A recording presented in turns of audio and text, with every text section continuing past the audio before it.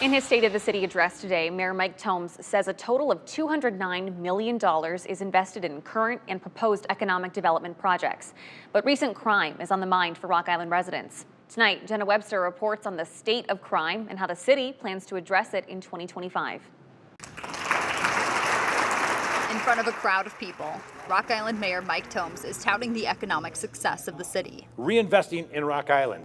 It's kind of our theme today. But news lately in the city is about crime. I know we've seen in the press lately a number of them. Thoms says overall violent crime was reduced by 9% last year, with the number of violent gun crimes dropping by 21%. But yes, we do need to take some kind of action, whether it be at the city level or state level, of making them accountable. Yes, he did. Yes, he did. Just this month, we've reported on an officer-involved shooting, numerous teens stealing cars, and a 16-year-old shot and killed this week. You know, some of the things that these kids are doing with these stolen cars, it's just creating a dangerous environment for all of our community. Rock Island Police Chief Tim McLeod says his department is seeing the same juveniles committing crimes. We're doing, I think, our part, and that is the enforcement aspect of it, but it can only go so far. The age of them is getting younger and younger. We're going to be working with the state legislators to see if there's some things we can do there. Not sure exactly what. We got to do that research.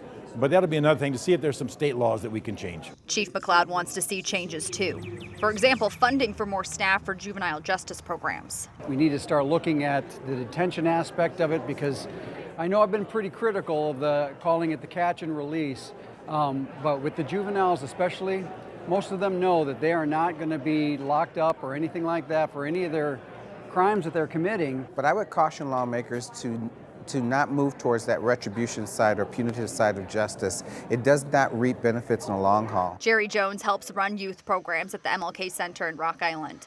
The center is also beginning clubs at the high school and Thurgood Marshall Learning Center. The goal is to build connections with teens, so that they see a path forward that's more productive than what we've seen from others in the past. All building a path forward to further lowering crime. In Rock Island, Jenna Webster, WQAD News 8. And Rock Island Police are also looking to expand its gun violence intervention program.